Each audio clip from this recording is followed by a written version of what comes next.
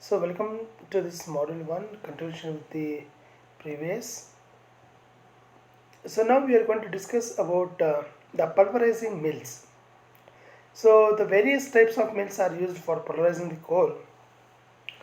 To say that pulverizing mills, one is a ball mill and ball and race mill, impact or hammer mill and ball mill. So there are four types of pulverized mills are used in thermal power plants.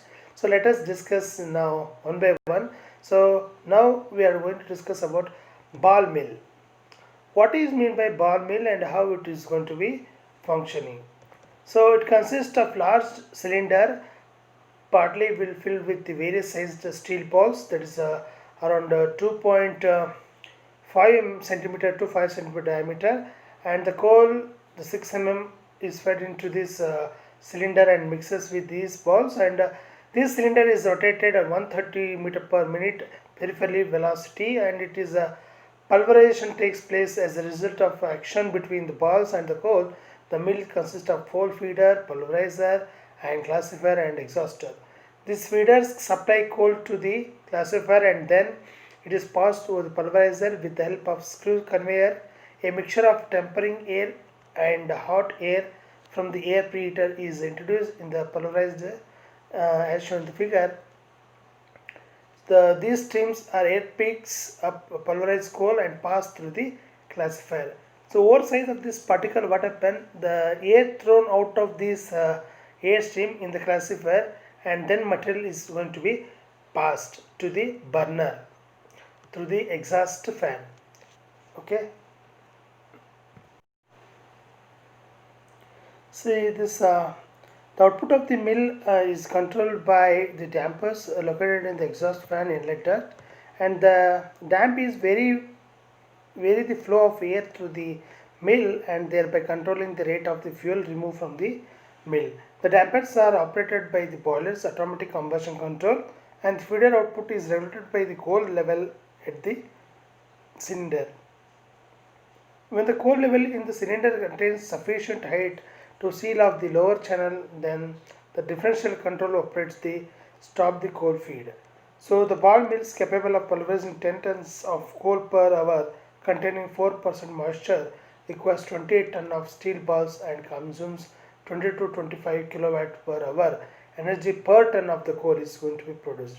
The principle of features of this pulverized coal will discuss. So one by one. What happened? The grinding elements in this mill are not seriously affected by the metal scrap. Other foreign metals in the coal unlikely the grinders and most of the pulverizers. So second one is there is a considerable quantity of the coal in the mill which acts as a reservoir. So this pulverized prevents the fire from going out of the slight interruption in fuel feed caused by the coal logging in the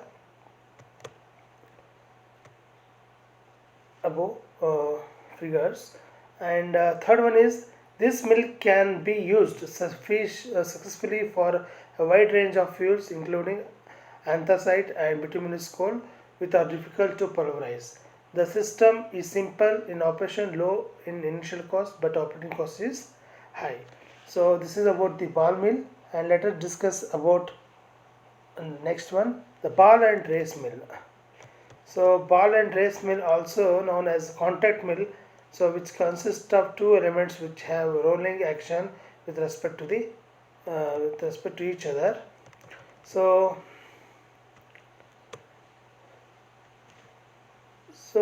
have you seen in this figure? With respect to this figure, the coal passes between the rotating elements again and again until it has been pulverized to the desired degree of fitness. So the pulverization is completed by combination of crushing impact and iteration between the grinding surfaces. So the raw coal is going to be fed at this side here, raw coal, and the fine discharge is going to be at this side, this location. Okay, and the lower is bar is provided here, the two sides. The hot primary air is going to be enter in this section, and this is the grounding elements. So The upper stationary phase race is lower rotating race driven by the worm and gear and hence the balls between them. The core is going to be supplied through the rotating table feeder at the upper right to the fall on the inner side of the race. The moving balls and races catch cold between them and crush it into the powder. The springs hold down the upper stationary race and it judges the force needed for the crushing. The hot air is supplied to the mill through the annular space surrounding the races by forced draft fan. So air is going to be pick up the coal dust and it is flows between the ball and races and then enters into the classifier above. So this is how the function is going to be taking place. So this action is reduces and amount of coal in this polarizer and decreases the pressure drop and thus causing the feeder and control to supply the more coal. So these polarizers have greater wear compared to the other polarizer, and the advantage of this lower space occupied the lower power consumption in kilowatts per hour per ton of the coal polarized. The lower weight and lower capital cost have to be outweighed the wear problems, and these polarizers are found in general acceptance. Okay, these kind of mills are used for high capacity where low power consumption taking place for the per kilowatt per hour per ton of coal pulverized.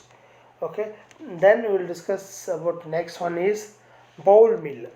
Okay, this is also one of the arrangement of the kind of mill. This is shown the figure, and the pulverizers consist of stationary rollers, especially the stationary rollers are there, and power driven bowl in which pulverization taking place. The coal passes between the sides of the bowl and the rollers. A primary air reduces drop fan through a stream of heated air through the mill and carrying the pulverized coal into the stationary classifier located into the top of the pulverizer. So here it is going to be taking place and it will be dropped, and here the through this pulverized coal will be is going to be taking place, and this classifier returns the coarse particle of the coal to the bowl for the further grinding through the center cone of the classifier. The coal pulverized to the desired fineness and fineness is carried to the burner through the fan, and impurities in the coal containing heavy particles are going to be sided by the centrifugal force as these enter into the rotating bowl. Okay, so these automatic control charges of the supply of the coal to the bowl. This mill adjusting the feeder and speed the flow and primary air of the regulating by operating the damper in the line up from the pulverized to the fan.